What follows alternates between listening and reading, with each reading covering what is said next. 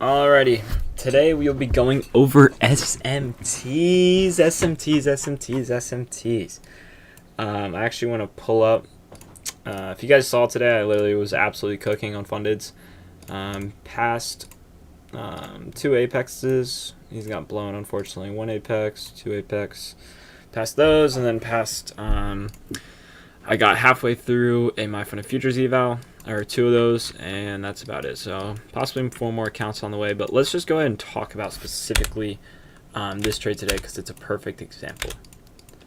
Okay, so today's trade, right? Let me go ahead and kind of just put these away. What do we have? Okay, if you guys look, I always have the S&P here and the NASDAQ here, and you guys are probably wondering, Andrew, why do you have that? Well, this is exactly why. If you guys see my crosshair, correct? The crosshair is running over like the same exact time and price as NQ. So as you guys see, the crosshair is on this candle here. If we zoom in a little bit more, what do we have, right? I do have an indicator for these, but holy shit, what the hell was that? Sorry. Oh my goodness. Essentially, oh my, dude, my whole desk is just, everything's falling off my desk apparently. But basically, what do we have right here, right? So if you guys look here, there's this red line. What does this red line mean? This means there's an SMT. And why is that? Well, if we zoom in even deeper, what do we have? We have a high here and we have a low here. What do we have on ES? A high here and a high here. That is called an SMT. And then it goes even further. We have a high here, a low here, high here, high here. Okay, that is called an SMT. That is why this trade failed today, unfortunately. They can work in your favor sometimes, but obviously they can't. As you guys see, it absolutely ran today. I was just on the wrong side of the ball at the wrong time, but obviously had the right bias. Just unfortunate day for me, right? But what are SMTs? How do they work? Well, essentially, as I just showed you guys, we have a line here, we have NQ here, and we'll put ES over here. Essentially, SMTs are if we do this, this, this, and on NQ, we do this, this, this, this, right? This would be your SMT, actually, and then this would be your SMT as well, right? Obviously, then we push higher, right? So that would be your SMT, is when one asset, being NQ and ES, make a difference in how they move, right? NQ and ES should always move together. So essentially, that means if they're correlated assets, that means they should always be moving together. So that means the charts should look like that, while NQ looks the exact same, should look like that. But there are times where it's called the SMT divergence to be exact, where the price will essentially, we could do today's example for example, today where price will essentially diverge, right? Which means we make a difference. Exactly as you see right here, we make a difference. That's exactly what happened today. And when that happens, that usually means price is going to move pretty aggressively to either ES's side chosen or NQ's side chosen. What did we do today? Well, we unfortunately chose to go towards NQ's side, but then eventually led into going into ES's side, right? So what do we have? We had a very clear setup. I wanted it to just run this high, get break even, then run London highs. What do we see happen? Holy shit. ES took this high. NQ failed to take this high, therefore moving the price aggressively to the downside. And as you guys saw, I got stopped out. But then what did we see happened after we got the SMT? It aggressively followed ES and pushed higher, higher, higher, because ES the whole day was just literally going boom, boom, boom, boom, boom, and kept going up and up and up. So unfortunately, we just got caught on the wrong side of the ball.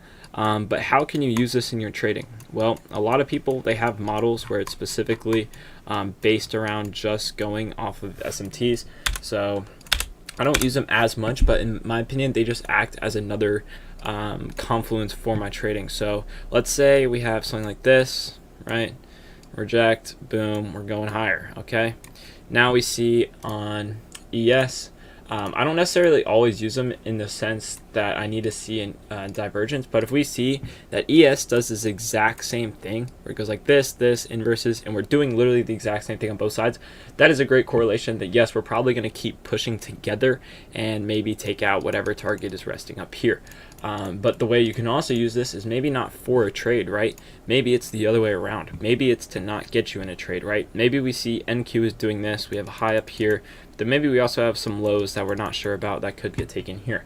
What if we see ES do this, and starts pushing lower, lower, lower?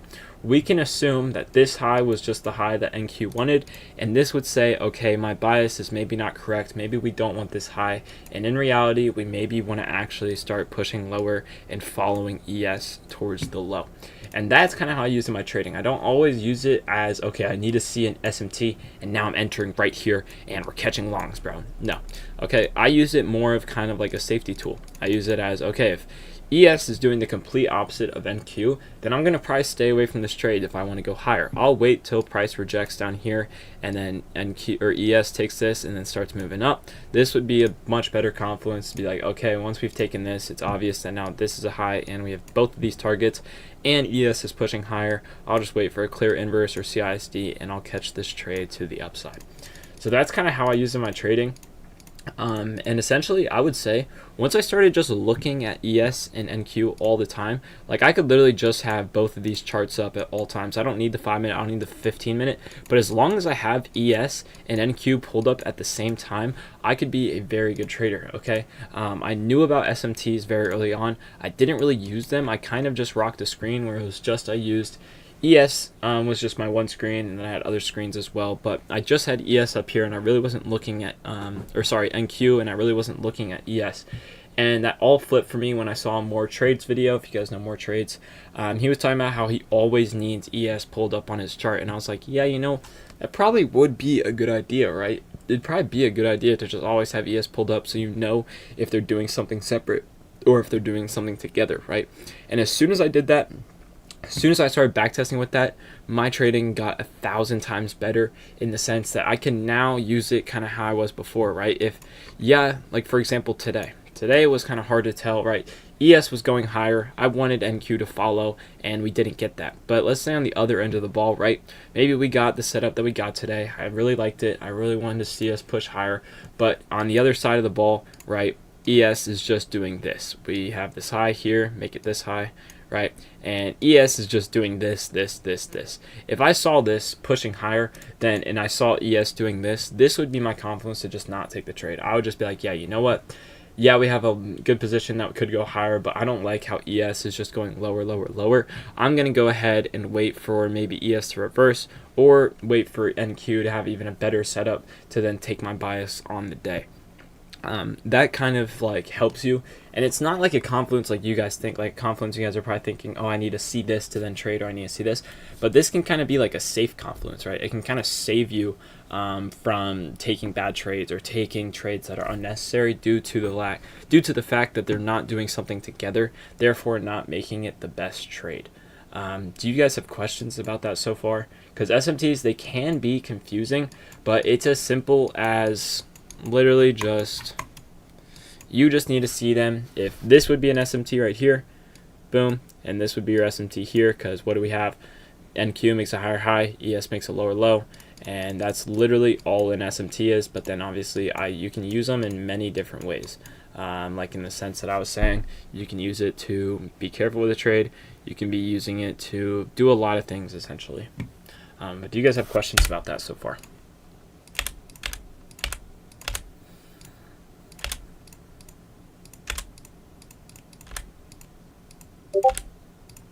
No, sir. Okay, perfect. So when you guys maybe like, if you guys watch another video on SMTs eventually, they'll say the word leading asset.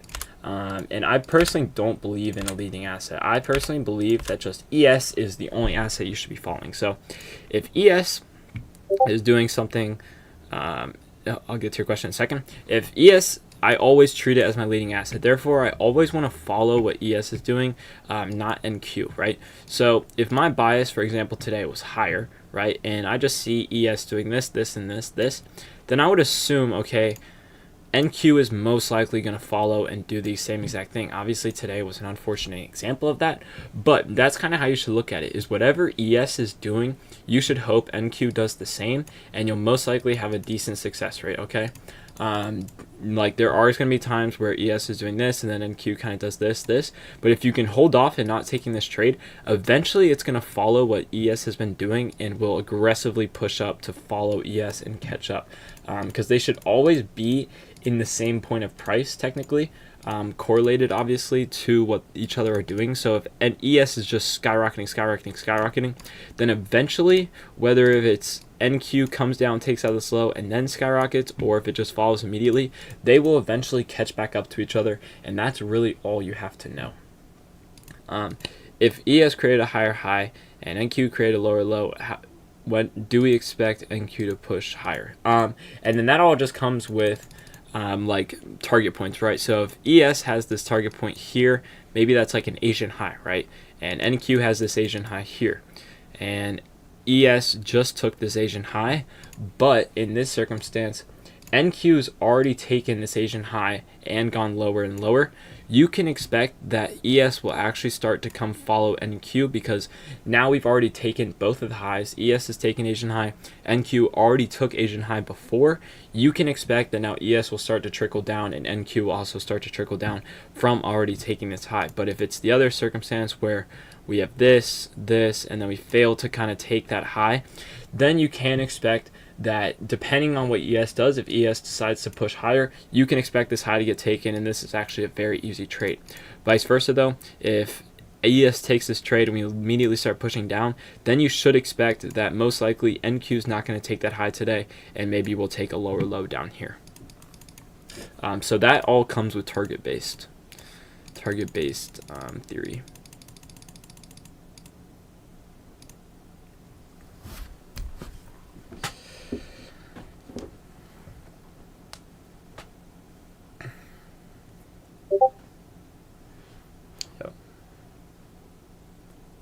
Again, SMTs, I overcomplicated them a lot when I first started trading, but I promise you they're very easy in this sense. I don't use them in an advanced way. I think it's very easy how I use them, and I think you guys should all do the same.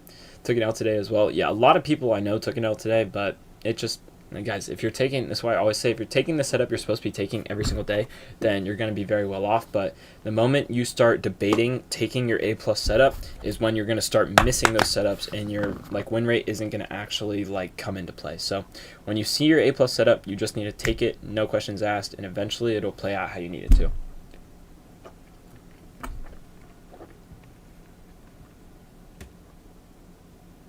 Y'all got any more questions on that?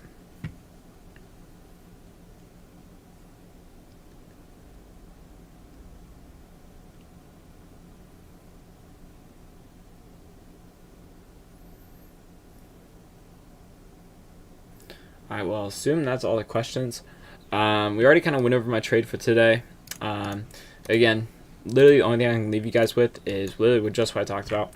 Losing is part of the game. If I take an A+ setup like this and it just doesn't work in my favor, it is what it is. I take an L, move on to the next day, and I know I'll take another A+ setup again, and eventually it'll work in my favor. It just is what it is. Sometimes you take a loss, but the only thing that you can do from taking a loss is learn from it. The moment you start sitting in that loss and be like, oh my god, is what I'm doing right? Or the moment you start over trading, wanting that money back from that loss, is when you're going to become a bad trader and not become profitable. The second that you can take a loss, move on to the next trade, take another opportunity when it presents itself, and keep doing that over and over, is when you're going to be a good trader. But the second that you take loss after loss after loss and then decide to fold or go on tilt, where you just decide to overtrade one day after you're taking 3 losses in a row and blow your account, that's completely on you. The second that you can just hold yourself to losing over and over and waiting for the process to play out how it's supposed to be, is when you're going to become a profitable trader, and that's guaranteed. If you can hold yourself to just not overtrading, not blowing your account, and waiting till the next day, then you're going to be a great freaking trader. But with that being said, if you guys don't have any more questions, that'll be it for the recording, and I hope everyone has a good rest of their day.